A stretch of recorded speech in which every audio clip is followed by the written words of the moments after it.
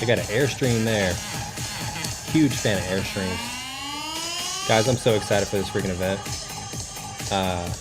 I never would have thought that there would ever be a partnership between the Uncarrier and a company like SpaceX. Partly because if you think about it, one of them is private and the other is public. You know, obviously T-Mobile is a publicly traded company. SpaceX is not. I mean, that's just to like, you know, give you an idea of kind of how unusual this is. But this is so freaking awesome. Let's throw out a guess.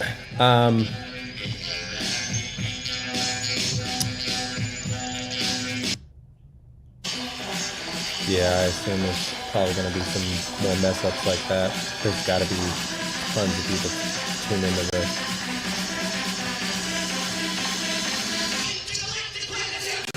It's a really fun event. So badass. I wish I could have this. Like they've got really have the starship in the background and the booster right there.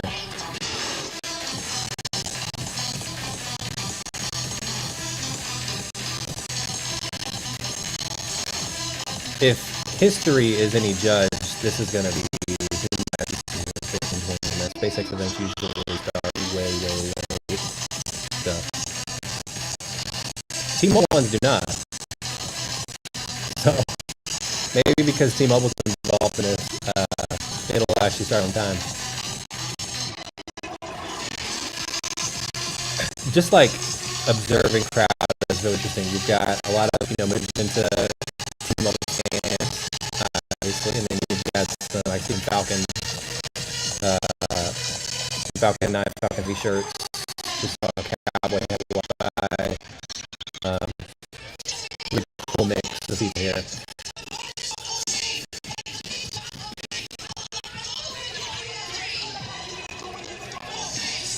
I'm gonna try to make some popcorn real quick because I think we got a couple minutes. And what better to fucking watch an amazing event than with some popcorn?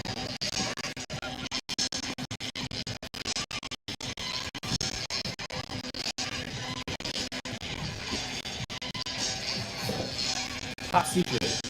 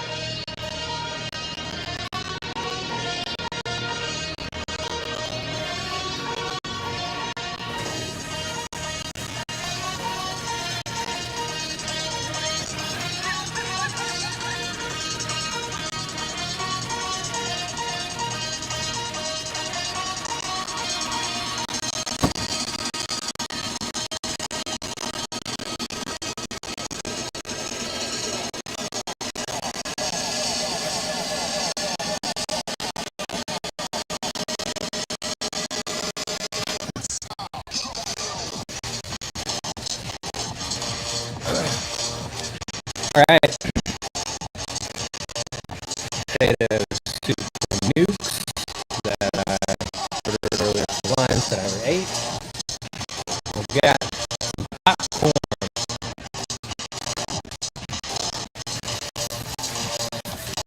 Open up.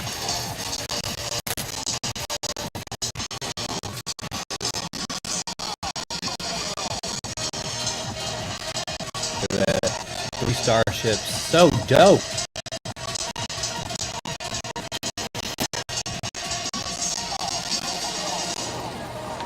Only thing I hate about popcorn is how freaking greasy it makes your fingers.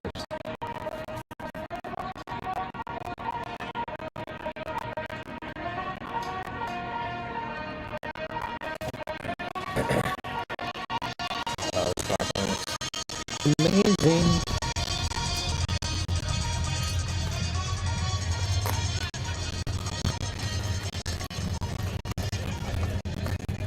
I just realized this camera might die on me in the middle of the stream. Let's go. Turn this up.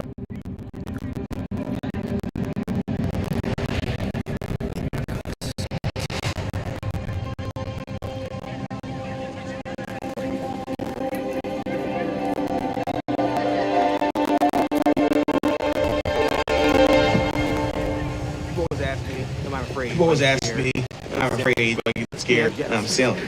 And the answer is yes. When things go wrong at sea, they go wrong really fast. There's nothing more terrifying than not being able to communicate. I like to go as far away as I can. I'm able to go hundreds of miles in a day and a weekend. I feel guilty because I don't want to cause anxiety for anybody. If I go out and there's no reception, I'm going to be on the moon. The Everglades are 3.8 million acres, and there's a lot of area we run in that I don't have signal. It puts everybody in a high stress situation, not knowing what's going on and being able to communicate. When I'm out and make sure that my kids, I worry a lot, like a mom, very You're out far enough from being able to get help quickly. It crosses your mind a little more. Racing bison is My biggest concern is how to get hold of somebody, because we don't have cell reception. Communications can be a matter of life or death. When those communications break down, there's a bit of anxiety. You don't hear from me by 3 o'clock.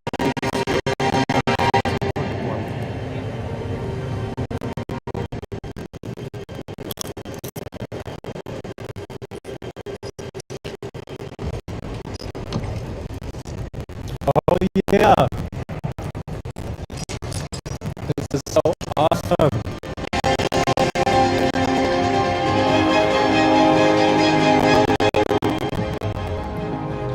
That was a great visual. Props to the production team on that one. That was dope. Oh, there's Mike Sievert, CEO of T-Mobile. He's welcome. T-Mobile CEO.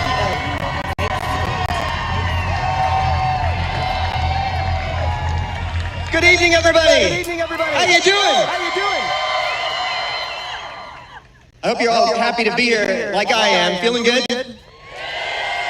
Thank you, the SpaceX team and Elon, for welcoming us all to Starbase for this big announcement.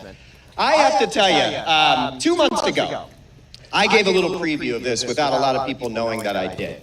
I foreshadowed it during the announcement of our latest Un-carrier move at T-Mobile that we call Coverage Beyond. And I told the public then that T-Mobile's mission as a company, our corporate mission, is to be the best in the world at connecting customers to their world.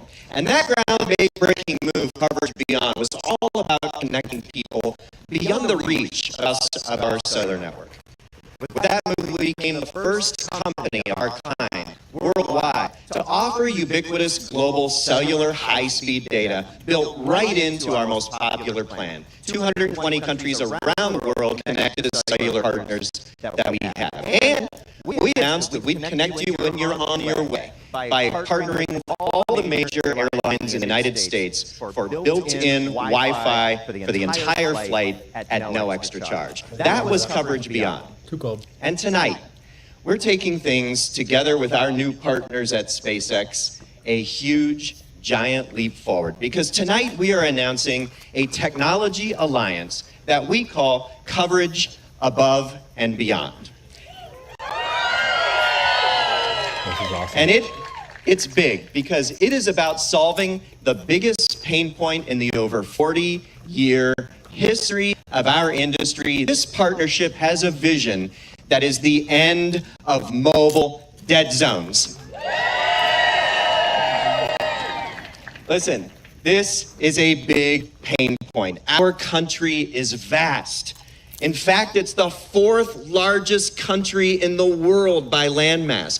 There are 500,000 square miles uncovered by any cellular network. And this is important. It's important for safety. It's important for connectivity with the people we love. It's important for people in rural areas, for first responders, for sports people like the people in the video. But honestly, it's important for all of us. Because, we have every single one of us, driven down that windy country road through the hills and dales, beyond the reach of any cellular network, and begun to wonder, what happened? Am I okay? Is this a time? This is not a time when I want my car or my bike or something or my person to fail. This is important. And so this partnership is about imagining a different future. Imagining a future where if you have a clear view of the sky, you are connected on your mobile phone. Because this is a technology partnership about dedicating T-Mobile's, a slice of T-Mobile's mid-band PCS spectrum to be integrated into Starlink satellites launched next year.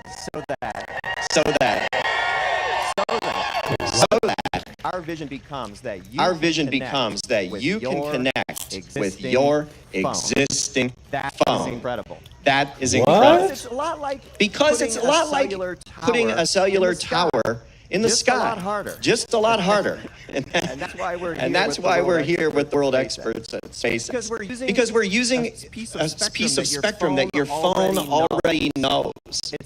It's a piece of spectrum your phone already knows how to connect to. In fact, the vast majority of phones out there, our aspiration is for them to work right out of the gate with this. And so this is something that begins next year. We will enter beta, we believe, as soon as late next year with messaging, MMS, and even messaging apps, so that you can, with your existing phone, beyond the reach of any cellular network, be connected. Oh my and God. Beyond that, we'll keep going. We're going to go after data, awesome. we're going to go after voice, and we're going to connect people all across this country, in the lower 48, in vast parts of Alaska, in Hawaii, in Puerto Rico, in territorial waters, and even vast parts of the world's oceans. Does that sound good to you? Hell yeah.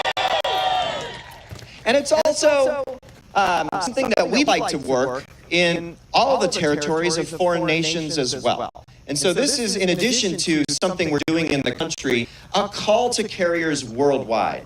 Tonight's announcement is an offer for reciprocal roaming with carriers worldwide. If they would like to do something similar to what we're doing with mid-band spectrum dedicated to SpaceX's Starlink constellation, we will be able to offer reciprocal roaming to them so that when those people come and visit the United States and go off the grid into the national parks, they'll be connected too. And likewise, when American citizens travel to those countries, they'll be connected. Our vision and our dream is ubiquitous global connectivity. Now, at T-Mobile, we're the uncarrier. So while we're not here to announce a product tonight, it's a technology alliance. So I have to foreshadow for you that I would expect the pricing for this service to be the uncarrier's favorite price. The price that we've made famous, which is that we expect on our most popular plans for this service to be included for free. And there is no company in the world I would want to trust with a vision this big to partner with us to aspire to dream these dreams than the most sophisticated and advanced space organization in the world and its leader, SpaceX and Elon Musk. So please welcome Elon to the stage. He said it's free. Oh, here we go.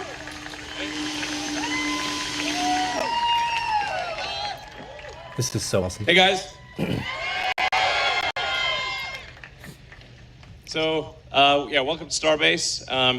So it's something that we really want to emphasize because I think there might be some confusion out there. Is that this is the Starlink second generation satellites will be able to broadcast direct to cell phones. So the cell phones you're holding up there, it will be able to transmit directly to your cell or mobile phone. So now this won't have the kind of bandwidth that a Starlink terminal would have, but it will enable texting. It will enable images, and if there aren't too many people in the cell zone, you could even potentially have a little bit of video. So the important thing about this is that it means there's no dead zones anywhere in the world for your cell phone. So awesome. And we're incredibly excited to do this with T-Mobile. It's really great to do this. This is what people have been rumoring that Apple was trying to do. Its own network using satellites. We do want to work with other partners in other parts of the world and really enable this as a function anywhere. And we've all read about somebody who's been hiking and got lost and perhaps died of thirst or exposure, or someone that got stuck in a blizzard and froze to death. You could conceivably get stranded on a desert island and be talking to a basketball. Cast away. But now you can call for help. So the thing that I think is really profound about what we're announcing today is that it'll save lives. This is so freaking cool. And we will no longer read about these tragedies that happen where people got lost. And if only they could have called for help, it'd be okay. So I think what we're doing here is profound. I bet, because I'm trying to think through the technical aspect of this. I could be way wrong with this. I'm thinking that there will be like base stations receiving the signal from the sky. No, he's saying it's going directly to the cell phones. I was going to say it would go to a base station and then they would then transmit that or do like a conversion to T-Mobile frequency and airwaves out to devices. But he's saying they're saying it's going directly to the device. I don't understand how it's receiving that signal. Like I would assume that you would need a terminal. So like this is mind blowing that they're doing this. This is so freaking cool that they're doing this without a terminal. It's going to massively improve people's convenience, and it's gonna save lives. So it's incredible. Yeah.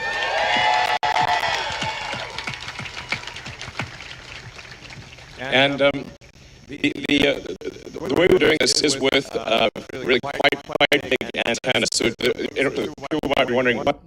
Here we go. This is what I need to know. What I was really curious about. What technology is necessary to make this work? In order to make this work, you have to have as you would expect, very big ears, big antennas on the satellites and powerful antennas, and you need a lot of satellites. But that's kind of what we have with the Starlink Gen 2 satellites. So it's sort of a perfect addition to the Starlink satellites. We're incredibly excited to be pioneering this revolutionary new technology with T-Mobile. So,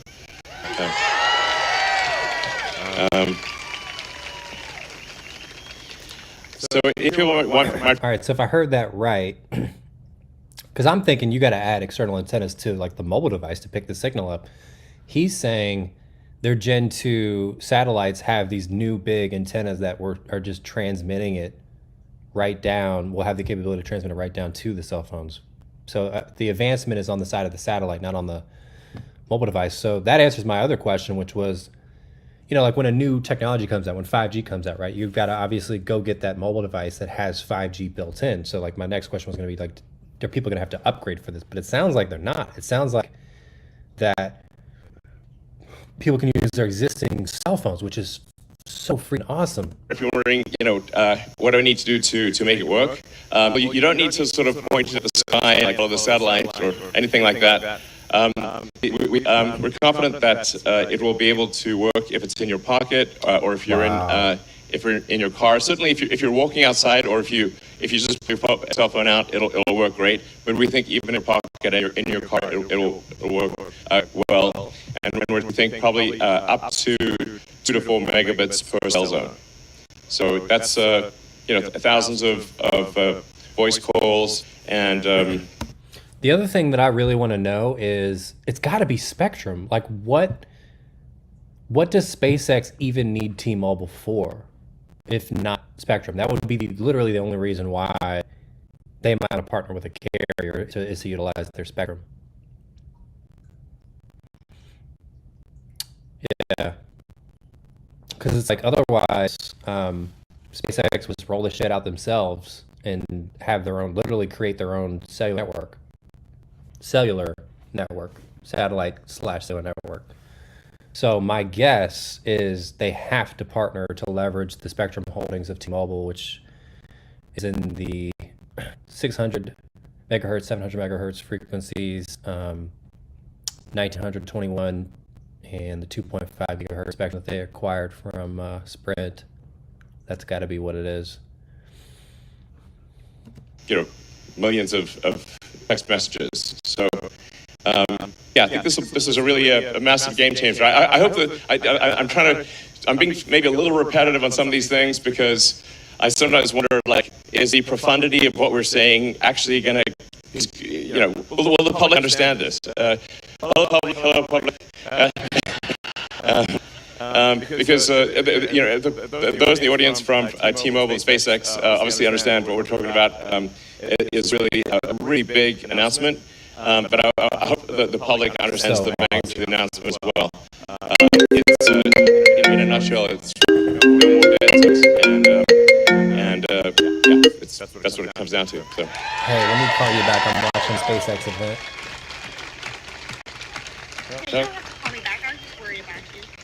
Okay. All right, bye. Doing answers. Should we take some questions? Yeah. All right. So first question that came in advance from somebody in the press was, do I need a special T-Mobile plan? And, as I said in my remarks, we're not here to announce the product yet, but my vision for this is that on our most popular plans, we're just going to go ahead and include this. And, we feel like that's what the Un-carrier does. That's important. Now, there may be low-cost plans that don't include it, and there our aspiration is to charge a monthly service fee that will be far less than the monthly service fees charged by today's satellite connectivity services. But for the most popular plans at T-Mobile, our vision is to just go ahead and include it for free, just like we did with the global connectivity for our cellular roaming partners all around the world. So do Starlink satellites have to be reprogrammed to communicate using T-Mobile's radio band? Actually, we need to do more than simply reprogram the satellites. We are constructing special antenna. Like I said, they're actually very big antenna that are also extremely advanced. They're the most advanced phased array antennas in the world, we think. And it has to be, the antennas have to be extremely advanced because they've got to pick up a very quiet signal from your cell phone. Yeah. And you can imagine if that's like that signal is going to travel 500 miles and then be caught by a satellite that's traveling 17,000 miles an hour. That's insane. And the satellite compensate for the Doppler effect so of cool. moving so fast. You gotta. So this is satellite really in quite the sky a difficult technical challenge. In low Earth orbit. But we have it worked. Traveling, what did he say, 17,000 miles per hour, something crazy, looking for the tiny little signal that this thing is emitting. I mean, that's just like mind-blowing. Up to this point, I've said that the coolest technology that it exists today is AI, FSD, full self-driving technology. or I mean, I could be general and just say artificial intelligence technology, like neural nets is the coolest thing. But I think you've got to have a representation of the technology. And so with that, I would say full self-driving, FSD, like version 10.69 that just launched, super freaking cool, is the best representation of AI today. But this is coming pretty freaking close. This is so awesome that they are transmitting a signal from low Earth orbit down to cell phones. And it's also like, I can't even believe T-Mobile was able to land this. Like I almost feel bad for AT&T and Verizon. Maybe, it'd be kind of funny is if SpaceX, like in a year, is like, oh, we're rolling this out to any carrier that wants to sign up. But if this is exclusive to T-Mobile, holy shit. And I love T-Mobile. That would be so crazy though if it's just people would literally be running to T-Mobile just for this. Working in the lab, and we're confident this will work in the field. So it's actually quite a lot of extra hardware on the satellite, and it's also a lot of software. Yes. It's a hard problem. That's why it's not been solved before.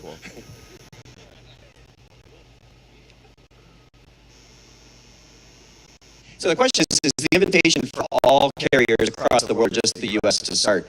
One of the beautiful things about satellites is that they orbit the Earth. And so, our mutual view was the more companies around the world we can get signed up for this, the way T-Mobile is signing up for it tonight, the better. Because, and what we're offering is reciprocal roaming, so that our spectrum, which will be transmitted by the satellites all around the United States, including territorial waters, vast portions of Alaska, Hawaii, Puerto Rico, big swaths of the ocean potentially, will be available to visitors in the United States that have carriers all over the world.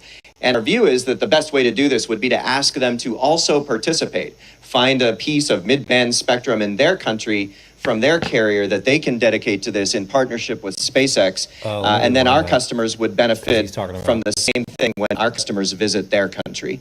And that's one signed up for this, the way.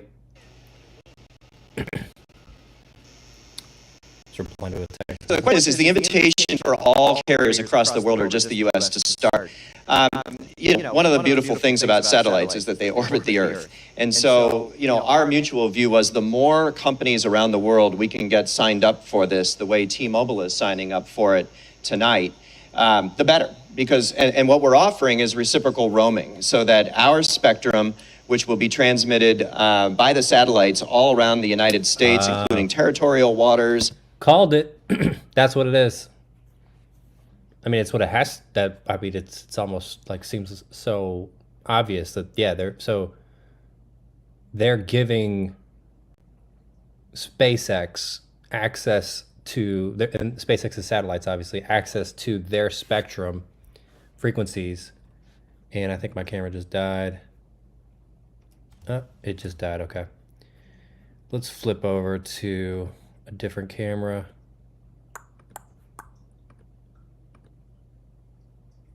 Let's try that.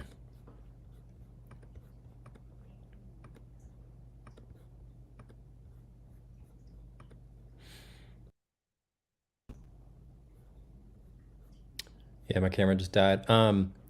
Yeah, they're giving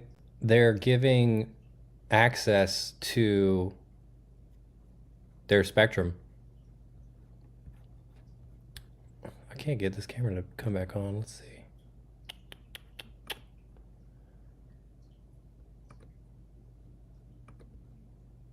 There we go.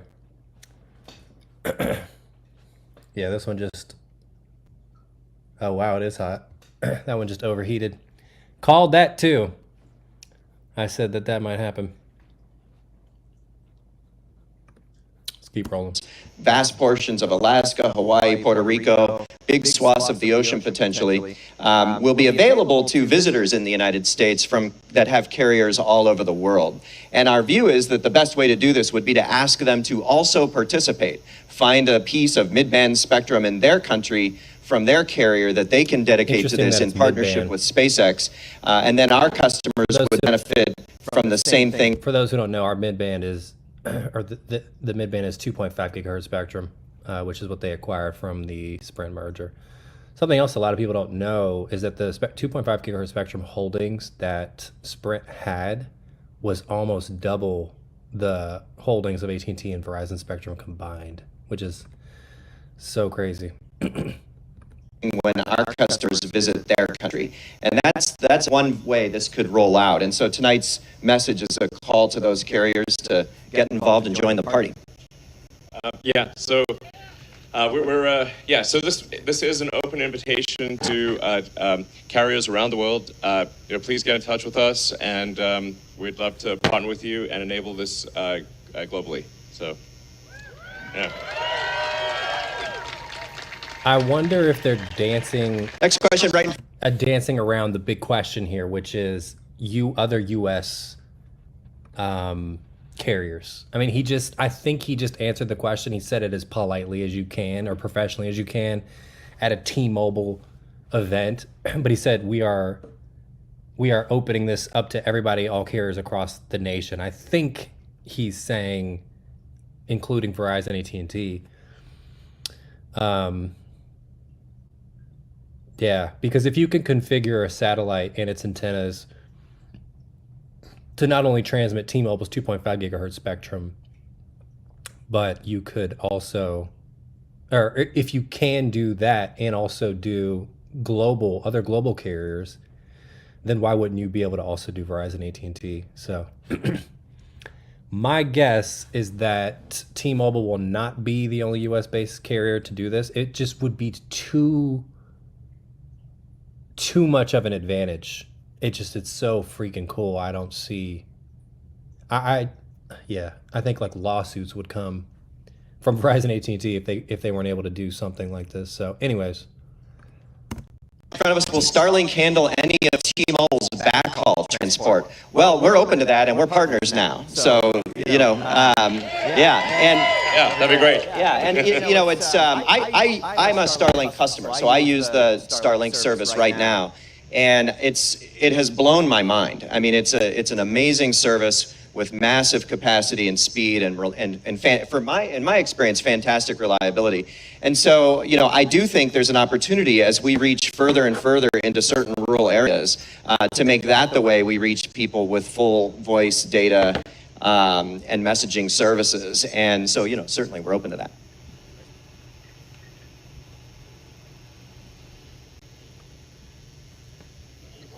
Yeah, you want to do, yeah, okay. Does participating messaging apps mean iPhone users on this Starlink connection will be on iMessage as usual and Android users will be on RCS? We haven't actually we just announced this moments ago, we haven't actually begun working with other companies as to how they will integrate with us. But the reason we said select messaging apps is because it's a bit of a technical problem that we need help from the partner with in order to separate messaging traffic from all other data traffic. We've done this before with prior initiatives at T-Mobile. We know how to do it, but sometimes we need a little bit of involvement from partners. We also need to make sure that they're working with us in a payload-aware way. And so our opportunity over this next few months is to open up a program and invite messaging apps to participate such that they are reaching our network in a way that our network can see and separate the messaging traffic and make it available to participate in this service right out of the gate. So that's the vision. And our partners in the internet have worked with us before. Years ago, we did Music Freedom, and we were the first company to allow you. Apologies on the MacBook webcam, but my only option, camera died. To stream all your music free at T-Mobile back when you sold data by the bucket, and we've been through this journey before, and that's basically how it'll work. Yeah, I think an important thing though is that you will not need to get a new phone. The phone you currently have will work. So That's what I was saying. Like, that's so awesome that you don't have to get a new phone. yeah. So freaking cool. Yeah. So some audience questions. Hey guys, thanks for doing this. Question for Elon.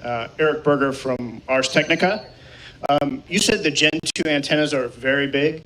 Can you talk about how big those are? Sort of. So big. But I mean, NASA has had some issues with another company's antennas because they were really big. So I'm just trying to get a sense of like how big they are. And then, like, how many of these can actually fit in the Falcon 9 payload fairing? Because you've been talking about launching that in addition to Starship. So, thanks. Yeah. So we think that, like this service will be primarily a Starlink V2 satellite. The Starlink V2 is the main body of the satellite is about 7 meters long. So call it maybe 40% longer than an SUV. Delayed reaction, but I'm laughing. Just stretched his arms out so big. The antennas that we're talking about here would be supplemental to the KU and KA antennas that we're currently using on Starlink 1 and to the laser links. So the Starlink 2 satellites, we intend to have KA, KU, improved KA, KU, and obviously the laser links. And then in addition, we would fold out the sort of cell spectrum antenna that would be also quite large, so on the order of 5 or 6 meters on a side, so roughly 25 square meters. And then can you get those in the Falcon 9 payload fairing? The Starlink V2 is meant for Starship. We might, yeah, it's meant for Starship. Okay, that's interesting. It's interesting because in order for this to happen, something has to happen that has never happened, which is Starship has to get to orbit. So that was a great question that that he just asked. He said, would the payload of the V2 satellite to even make any of this work fit in the Falcon 9 nose cone? And Elon Musk was basically just forced to admit that technically it's not even feasible today because the Starship has not been to orbit yet. So that's interesting.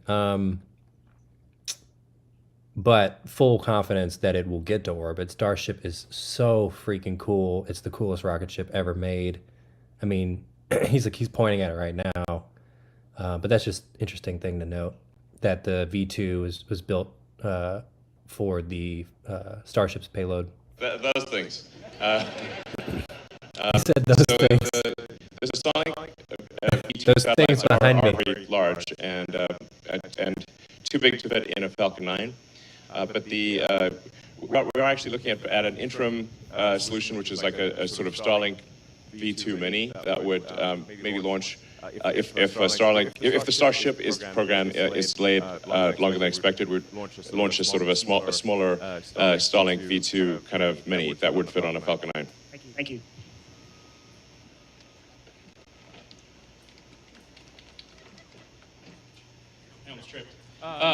Andrew Clifford. It's nice to be here. Thanks for putting this on. I'm with TLPN Network and the Launchpad Official. So I guess the first question, I just have like a question about the technical difficulties that you ran into getting up to this point and actually being able to decide that this was worth pursuing. Like, what was the hardest technical hurdle to get past? Before beta, is there going to be an opportunity for like emergency service? It's going to be the one that hasn't even been done yet, which is getting to orbit. I mean, getting to orbit is not a trivial thing. But maybe utilizing the spectrum.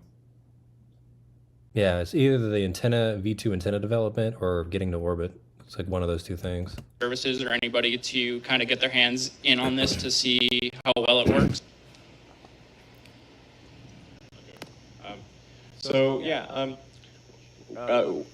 As soon as we have the satellites in orbit, we will try to enable them to connect to cell phones for emergency services. So you actually don't need, unlike a real-time connection, you don't need to have the full constellation of satellites active in order to transmit text messages or email for that matter. So any kind of asynchronous communication will work even if there's only one satellite. Now, of course, we are constrained by regulatory approval. But from a technical standpoint, it should work even when there's only a handful of satellites in orbit, because of the asynchronous nature of text messaging and email. You might just have to wait, I don't know, a half an hour maybe for the thing to go through, but it should still work from early on. Awesome, thank you. Yeah, it totally makes sense that they're going after messaging, because it's a half duplex topology where you don't need, like he just said, it's asynchronous, so you only have to worry about a transmission stream going in one direction. Actually, let me grab these walkie-talkies. Hold on. 1 second.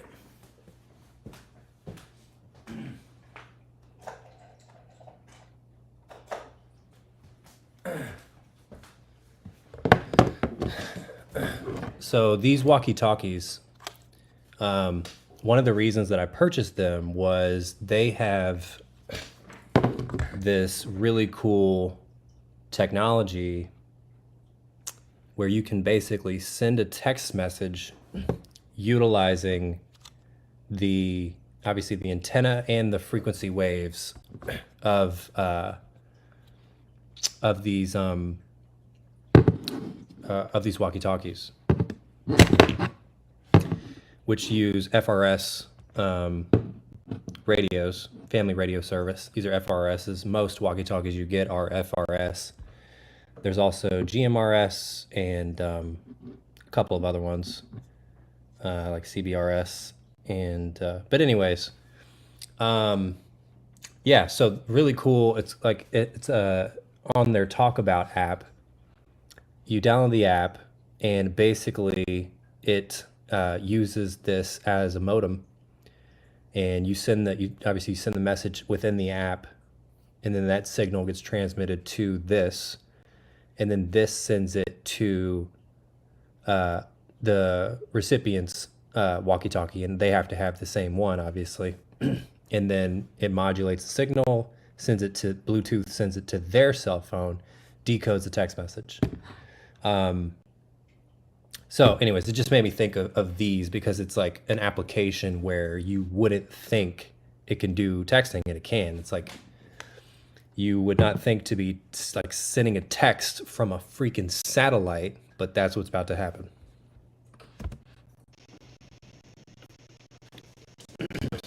So freaking cool. Elon, Luis Balderas with La Padre Media. Good to see you again. I see you. Had a couple of off-topic questions, but I'm going to skip those. Yeah, we're going to stay on topic, otherwise. Yes, sir. Yeah. So, with this new technology, will this eliminate international plans? And you talked about download speeds. What about upload speeds? Like this is an amazing thing that we're unveiling, but I do want to make sure that it's understood in the right context. So the size of the cell that will be quite large compared to the space-based cell system. The area of the cell will be large compared to a terrestrial system. So this is really meant for places that don't have cell tower connectivity. Although it's like maybe 2 to 4 megabits, that's what the capability is. That's what the capability is for the entire cell. So if you've got, we're talking about like 1,000 to 2,000 voice calls per cell, but that cell is getting quite large. And since ground cell stations, especially in urban and suburban areas, will definitely be superior to what we're talking about here. This is really meant. It's interesting to hear, because like, for those who don't know, I come from a cellular background. It's interesting to kind of hear Elon dive into that conversation a little bit. I mean, right now he's talking about how macro serving sites and base stations are just a better solution in providing more capacity than the cell he's putting into orbit. It's just interesting seeing that he's actually got some knowledge on that. To provide basic coverage to areas that are currently completely dead. Thank you. Yeah.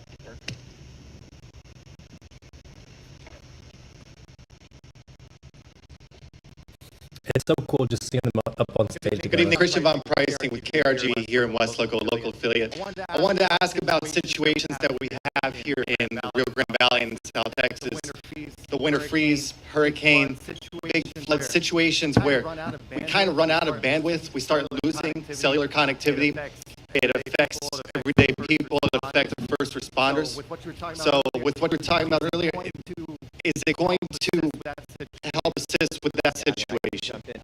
Yeah, I mean, I can jump in. It's one of the big benefits of this is redundancy. And one of the big priorities of our industry, and I know of the FCC who regulates us, is redundancy.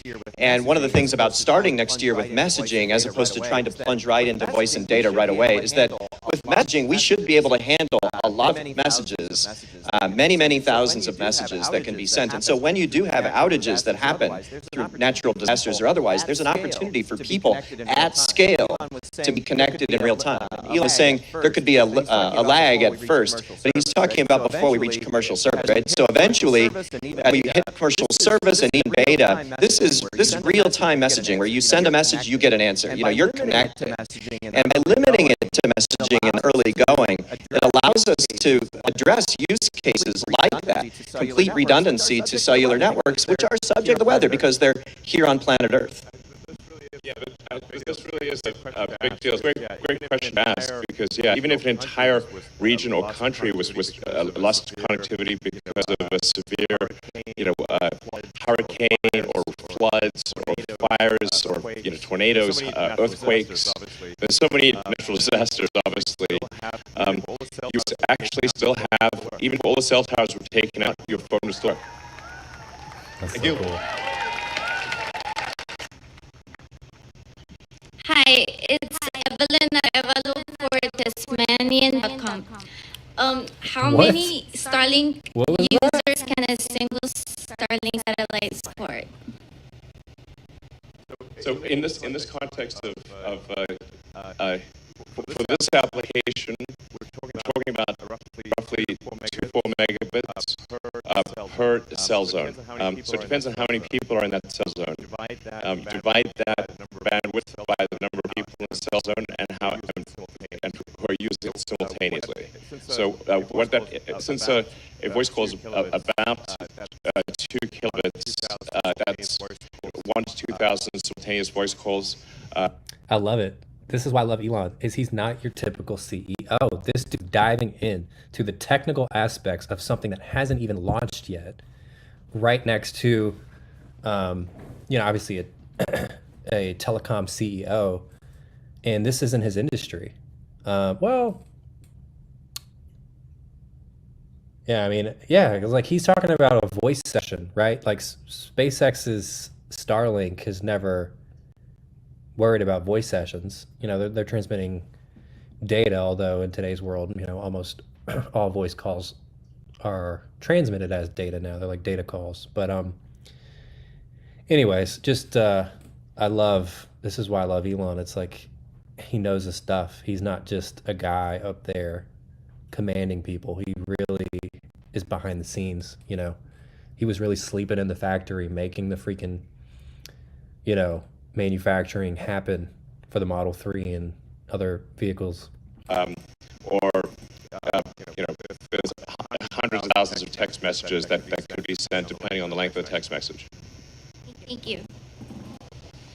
We have some coming in while you're coming to the stage. We have some coming in from online. at Isaac Swede. How will the phones connect to Starlink? Any special hardware required? I think Elon got this a little bit. One of the beauties of this approach is that we are using existing T-Mobile mid-band PCS spectrum, the most tried and true spectrum there is. We own it nationwide. It's one of the pieces that we own contiguous on every single corner of the country. So that allows us to then dedicate that, working together, to the constellation that Starlink operates, so that we are seeing the satellites from every corner of the country. You know, as we said in the remarks, if you have a clear view of the sky, our vision is you're connected. And so your phone doesn't really know. You know, your phone doesn't know it's connecting to space. It will scan for its home network. It'll scan for terrestrial roaming partners as well. And if it fails to see those things, it will scan again. It will connect to the authorized connection from the satellite. And it'll think it's connected to a cell tower. All right, that's interesting.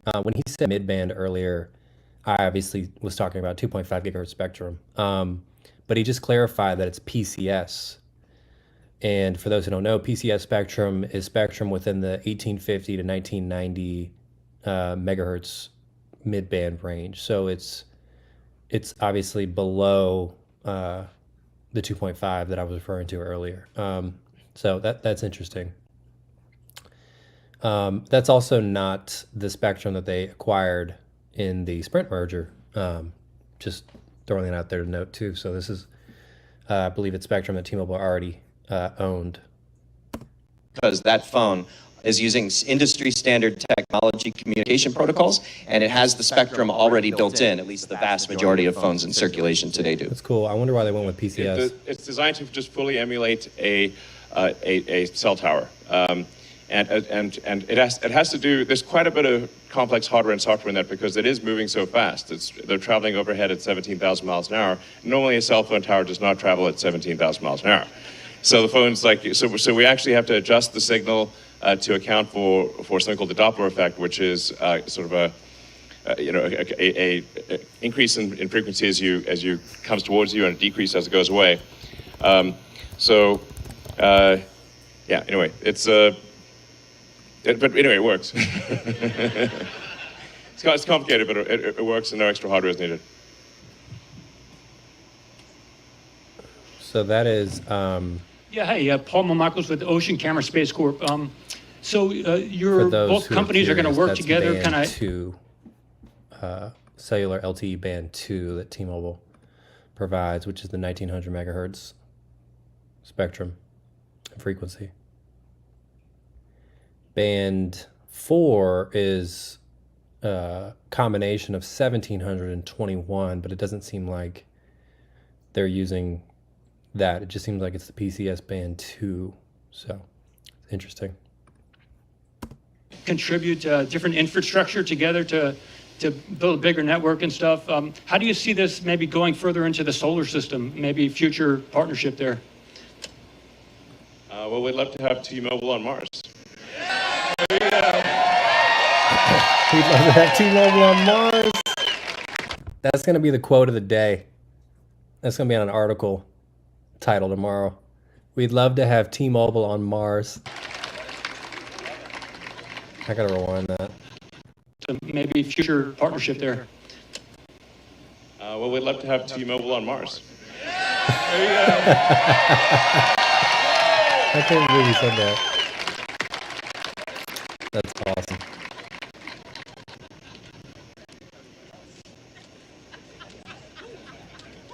That might be the last question.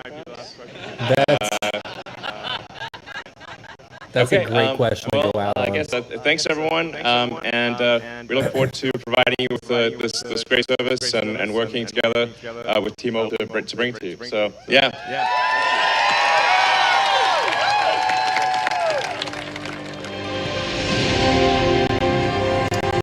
This was so freaking cool. I can't stress.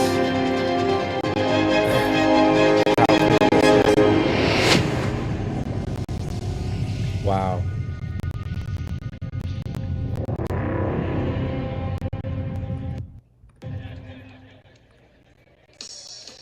Unreal, guys. Wow.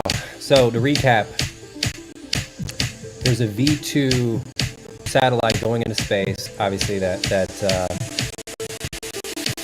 well, V2s have wait, no. Yeah, there's a V2 satellite going into space that only fits on the Starship, which is yet to go to orbit. But that V2 is equipped with super huge antennas that have the capability with a cell to transmit data down to cell phones without anybody having to upgrade their device. Like, that's so crazy. I just dropped my walkie-talkie. So awesome. And it's coming out in beta next year, which makes sense because, again, just to stress this, the Starship has to get to low Earth orbit for this to, even be possible. He did point out a caveat, which is if they have difficulties getting to orbit, which is he said was one of his main goals for 2022, that they would design a new satellite Starlink V2 with antennas that will fit on the Falcon 9. So yeah, this was a really, really awesome announcement. It's actually better than I thought. And everybody should be super excited about this. So for those who don't know, T-Mobile has a couple of different cellular bands and frequency ranges that they operate in. Band 12, which is 700 megahertz, band 71, which is 600 megahertz, band 2, which is the PCS spectrum that will be used for this application, 1900 megahertz. Band 2 is deployed, that frequency is deployed on a lot of macro sites and towers today, so I don't think they're taking that spectrum away. I think those will remain. They just got some extra left over that they can apply to this. Band 5, which is 850 megahertz, band 4, which is 17 and 21, and then band 66, which is basically an extension of band 4, 1721. So, yeah, that's their LTE bands. On the 5G side, you've got N71, N41, N50, N258, N260, and N261. Which is millimeter wave. Not much of that, if any, has really even been deployed yet on that side, to my knowledge. But anyways, yeah, this was really, really cool, really awesome to see this, and I'm real curious to see if any of T-Mobile's competition sign up. I mean, he alluded to it, like, this is open, the floodgates are open to any carriers that want to kind of try to do this. But it'll be interesting to see because, I mean, I've got to assume the cell can only support so many different frequencies. It's like, let's just say 15 cellular companies sign up. And they're like, we want to do this. I can't see that device transmitting that many different frequencies. But who knows? This was really, really mind-blowing and awesome, and so there have been crazier things. Let's see if there's any questions that have come in. That's not it. See if there's any questions that have come in. Nope. Well, that's it, guys. That was awesome. Leave a comment down below. Let me know what your thoughts are on it. I think it's really, really cool, and I look forward to it. And it's going to be free. Like, if you've already got T-Mobile service, it'll be free. I mean, that's really, really awesome. But all right, thanks for watching, and I will see you guys in the next one.